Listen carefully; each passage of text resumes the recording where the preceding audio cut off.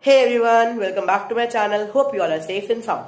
Now guys, I have uploaded a video of automating WhatsApp messages. And I have also given the indication that we are going to start Python language. But I have not tell you that what is Python and why it is used for.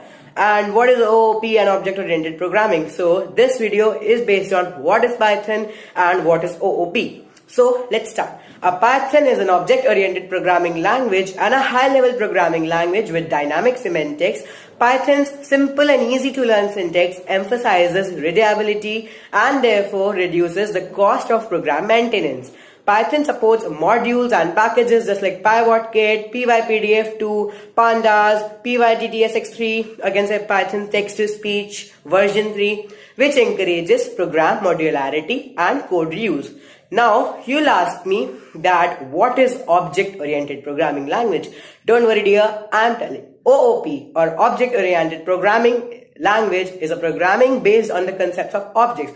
Objects like code, packages, modules, data in the form of fields, often known as attributes or properties, and code in the form of procedures, often known as methods. So, in this video, we have learned what is Python and what is object-oriented programming language, and in the next video, we'll learn what is the use of Python, or can say Python is used in what, and the 8 big companies who uses Python. So, I hope you loved this guys. If you did, please like and subscribe my channel. Bye!